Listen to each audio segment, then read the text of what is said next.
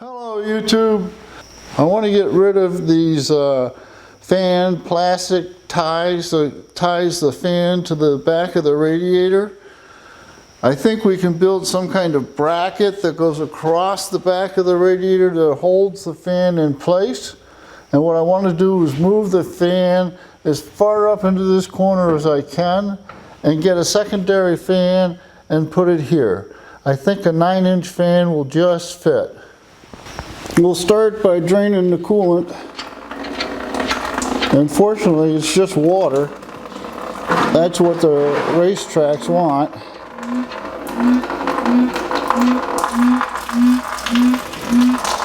While we're waiting for the radiator to drain out, we'll take the upper radiator hose off.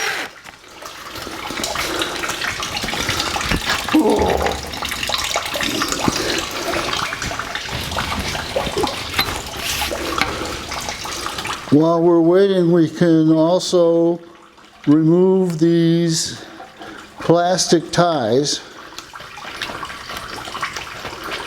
It is threaded for some reason in one direction, but not the other. You can't tighten a tie, but you have to loosen it by unscrewing it.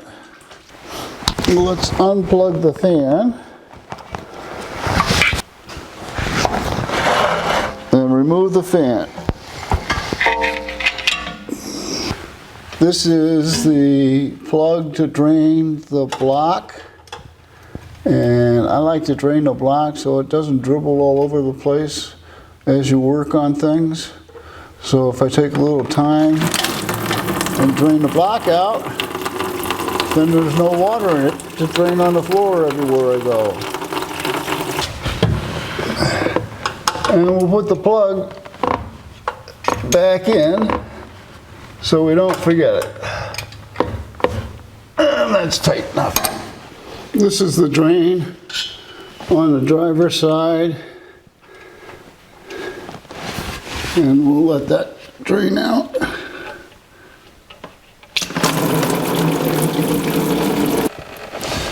And we can put our plug back in. We can now take the upper radiator hose off. And I keep them right on the hose, that way you don't lose them.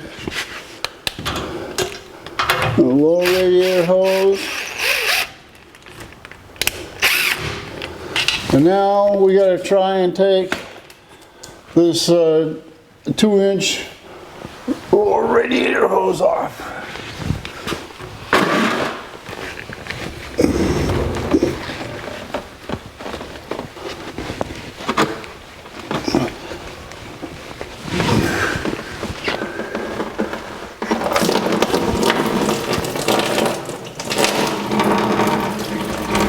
Like so.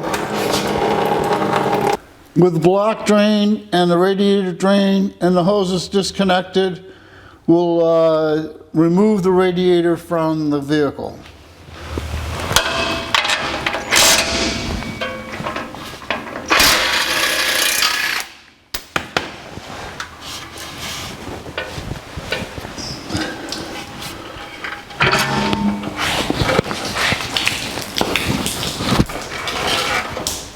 With the radiator out of the vehicle, we can play around a little bit with the fans, and I've come up with a design like this. And that way, I'll run this as the main fan, and I'll run this fan as a triggered fan for when the motor gets to 185. This way I can run a single bar across the top and get these two fans. That makes that very simple. But on the bottom one, it's going to be a little bit more complicated. What we're going to have to do is have a bar come across like this, then shoot up like that, and then get the bottom of that fan. And the only way we can attach these bars is if I make a stanchion of sorts that goes on the side. And I don't want to have it just welded on the outside. What I'm going to do is notch the 3/4 inch tubing so that it sits down as far as it'll sit to this flange right here. I put the radiator back in so that we can check to make sure that there's going to be clearance between the fan motor and the electric water pump motor. And if we locate the fan on the radiator such that the bottom of the fan is even with the weld and the edge is even with the edge, we could lean this radiator right back and it clears the motor for the water pump. So we can move forward. I have this piece of scrap 3/4 inch square tubing. Let's make the first stanchion out of it. We can always cut it off to length. So let's do some marking.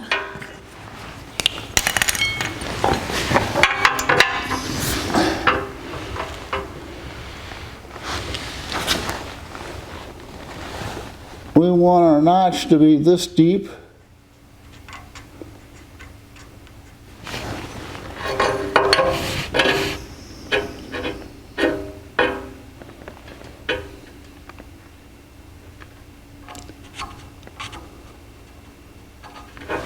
Let's mark that off.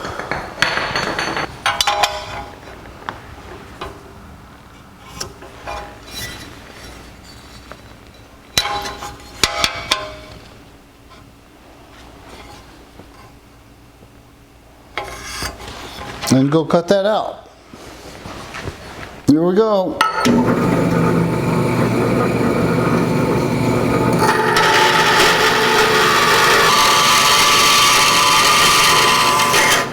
Let's go see how we did. Well, here's try number one. And what I did is I made this notch too deep. If I rest the pillar on the notch, it's leaning out, and we want it to be perpendicular to the core support. So the next one I want to make the notch not as deep.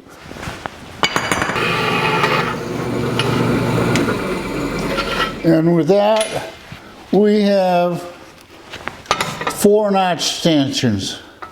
With 4 stanchions cut with notches to fit the side of our core support, the dimension that's missing is how long to cut the stanchion so that we can rest our cross member on it and not have it actually touch the radiator.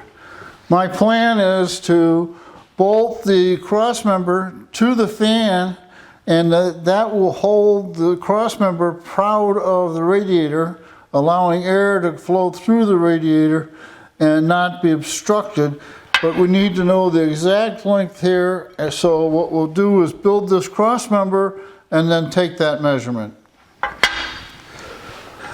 The way I'm going to mount this is I went and I got these square nuts that fit into the slots on the tops of the fans here, and I'll just push that in and then run a bolt through a hole in the cross member down to the nut. But what I have to do is get the spacing just right, because these fans want to be butted up against each other and about that high off. The cross member wants to be about that high off. The next problem is that this fan is a little taller than what this fan is, so I have to compensate for that where I drill the holes. It's off by 1/10 of an inch.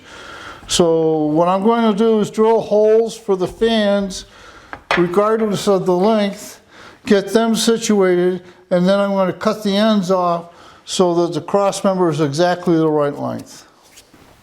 We'll mark the center of the holes.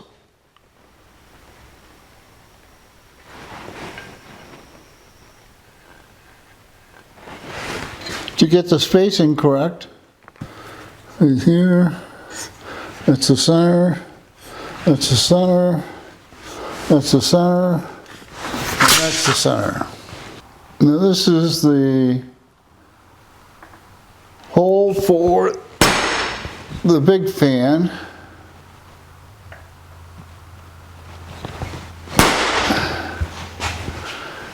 And this one wants to be 1/10 of an inch closer to keep the same distance from the surface of the fan to the radiator. We've drilled 1/8" pilot holes where we want our bolts to go through to hold the fans in place. We're going to use 1/4" bolts, so I'm going to use a 5/16 drill bit, which will give me just a little bit of room, so the bolts should go in and out fairly nice. The next thing I want to do is to slide these square nuts into the slots on the fans so that we can bolt the fan to our cross member. And it's a tight fit, a press fit, but a pair of vice grips will squeeze that right down for us.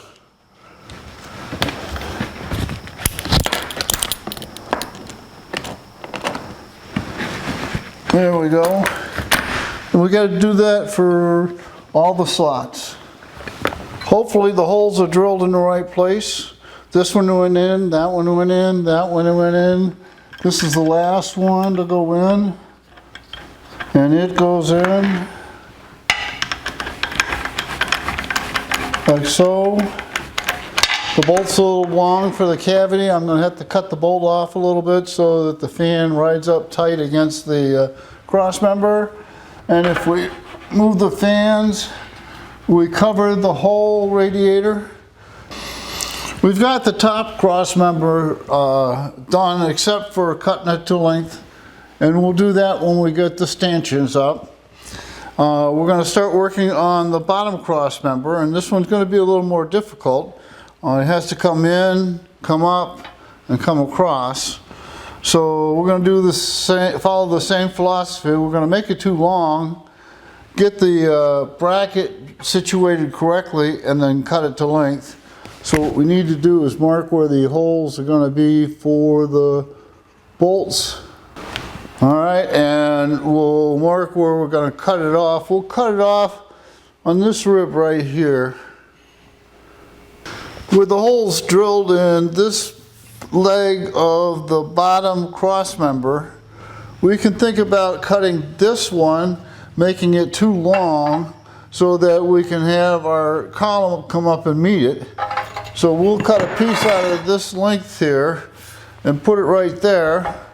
And then this just happens to be right about the right length to go in there. We have the pieces made for our lower cross member. We have the two pieces that we can bolt to the fans, bolted to the fan, and this upright seems to be pretty much the right size. So the next step is we're going to clean up the ends here and get ready for welding. Okay, it won't take too much to clean these ends up.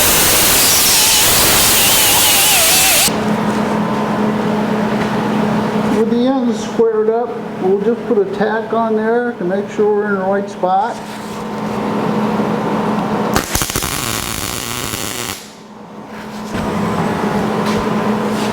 And we'll tack the next piece in place.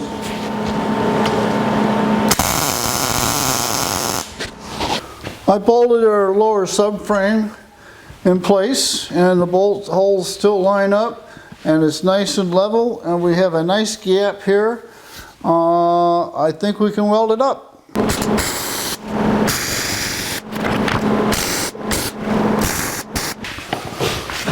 Now we'll clean those up. Here we have the lower cross member welded up, ground down, and in place. The bolt holes still line up. The drill is going to do what we want it to do. It's going to keep the fans flush up against the radiator, but the bracket will actually have a space underneath it so the air can flow underneath it. The next thing we'll do is we'll work on the height of our columns. Only one of these stanchions is straightforward, and that's this one right here. And what I have to do is weld to the core support, so we're going to have to grind the powder coat off. So I'm going to mark the location of where this is, and we'll grind here. Grind there. Now on the top one, we only have one place to put it, and that's right here. And I'd like to stay down a little bit from the top edge just to give me something to weld to. So we'll mark that off.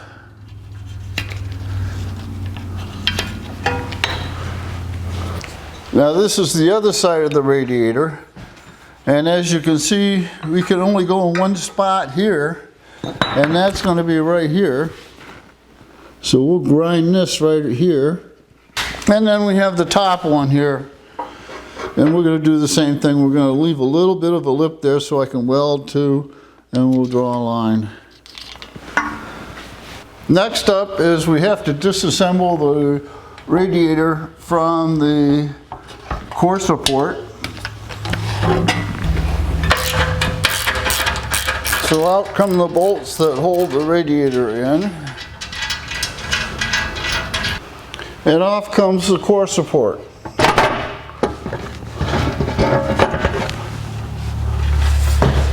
Let's take these fender braces off.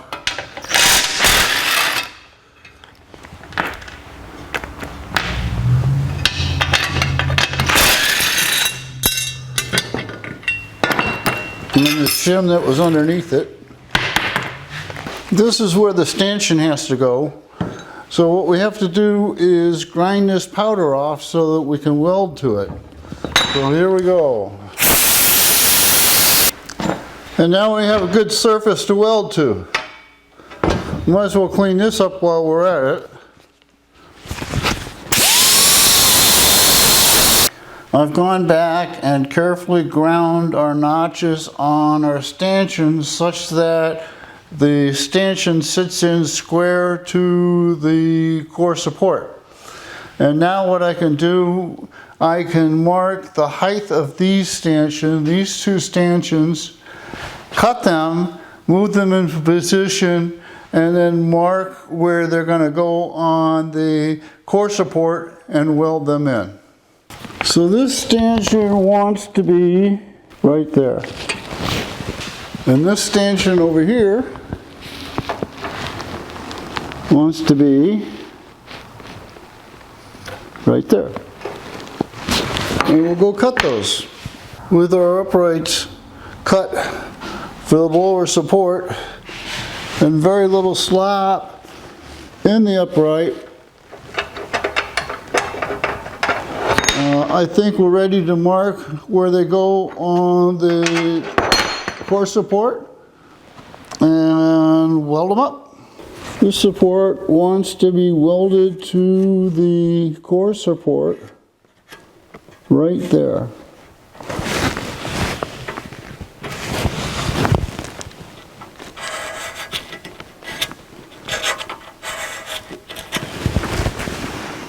And now that we have this marked off, we'll have to take the radiator back out of the core support. We have our first stanchion clamped in place and squared up to the core support. And now what we're going to do is tack it in place, and we'll tack the second one in place, and then we'll put the radiator back in and see how it fits.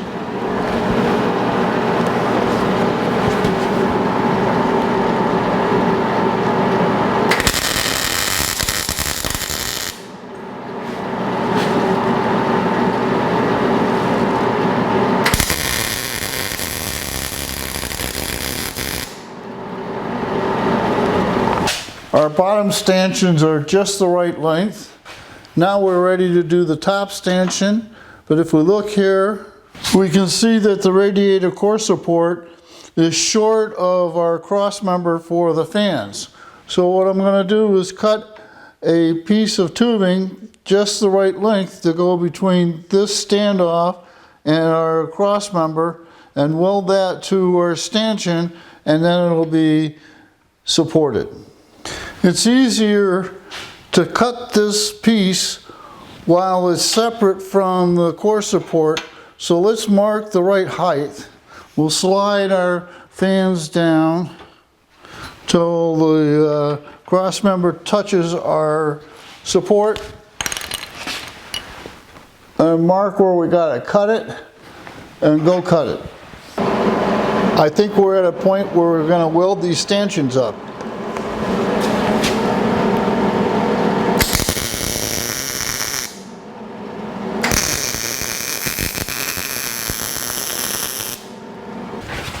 Now I'll take a grinder to the welds and grind them down a little bit.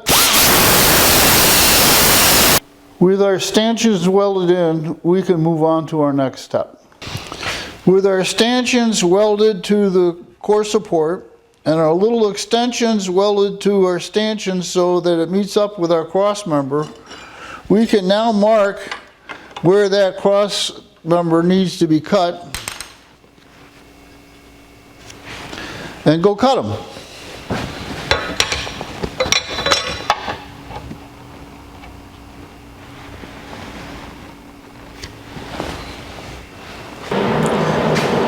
So we'll take this nut and set it in the end of the tube and weld it in, and that's how we'll fasten our crossbars.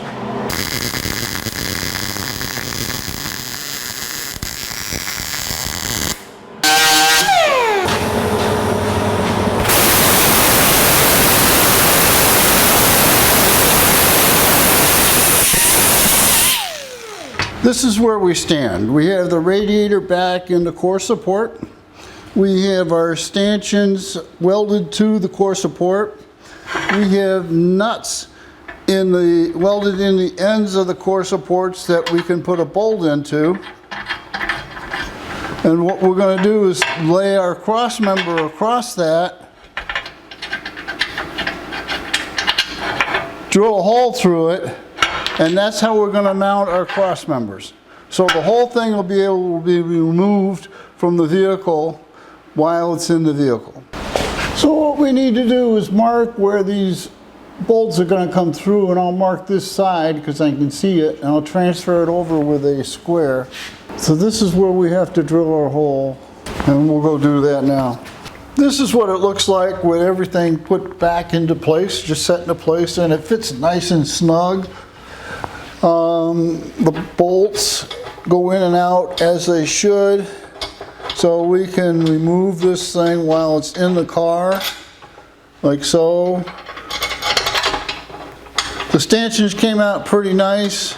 The next thing we're going to do is we're going to sandblast everything and powder coat, clean it all up, and put it in the car.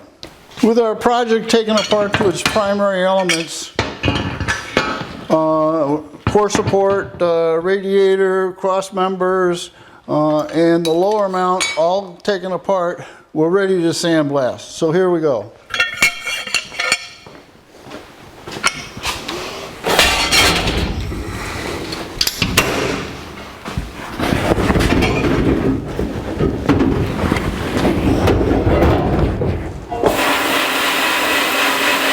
We have our pieces in the oven.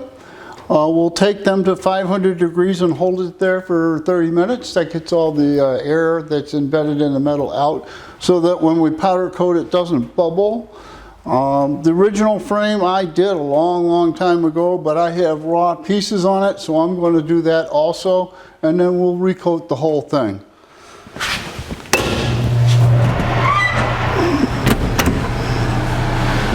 With the oven temperature at 500 degrees, we'll set the timer for 30 minutes.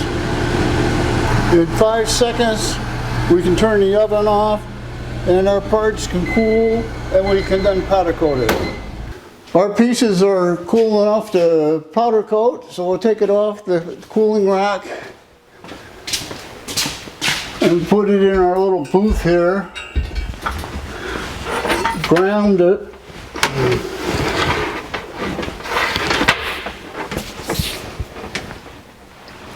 Ground it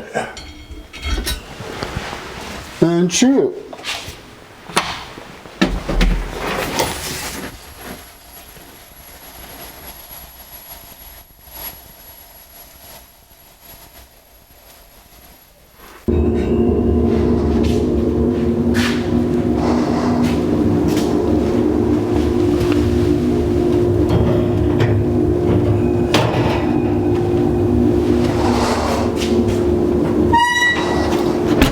barring any unforeseen things, we'll put our clear coat on later tonight. There we go. That's one. Come on, there you go. Out. Okay, you can let go. And now that our pieces have cooled, we're ready for our second coat.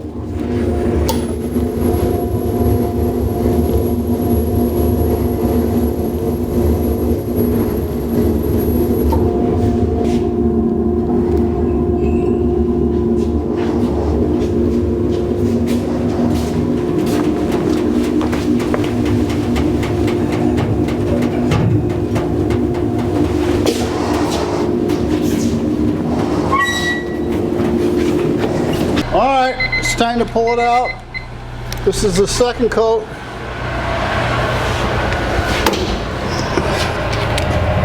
We'll let the heat come out just a little bit. Okay. Come on. Okay. Good. We have all the pieces to put the electric fan brackets and fans on our core support. First thing we'll do is put the fender brackets back on.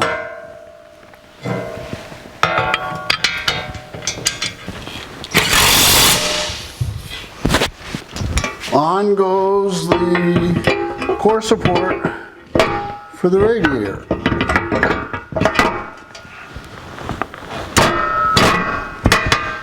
And we'll fasten that in. And we'll tighten it into place. We can bolt the fans to the subframes. The little fan presents a problem here in that there's no recess after the nut that we put in. So the bolt is going to have to be exactly the right length, so I'm going to have to cut some bolts off. With the fans bolted to the subframe, we can take the subframe and the fans and set them on the radiator and put some bolts in that. Does it look straight? Yeah. Oh, maybe like that. like that, you got it? Maybe.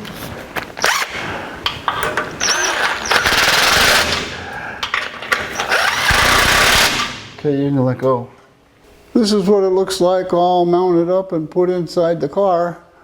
Now what we got to do is hook everything up.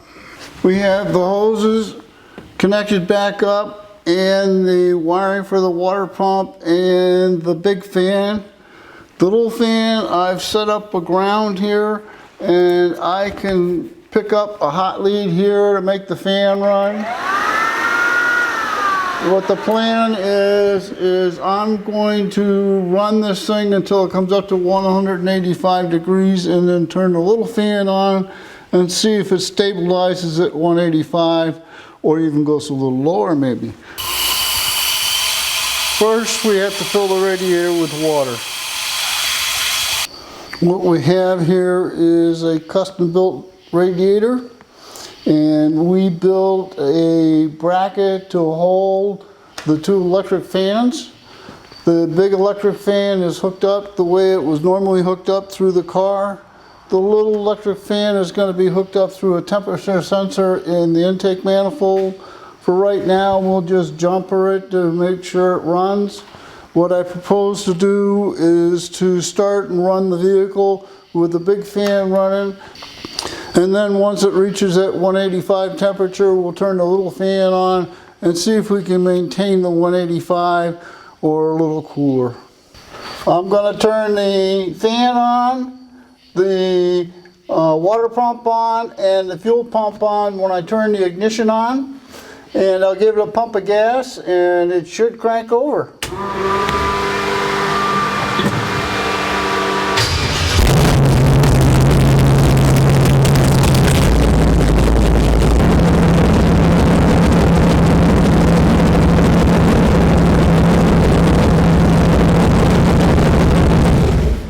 So it got to 180. Well, it got to 180 after 20 minutes. We'll start it back up and put that little fan on and see if it actually goes down or stays the same.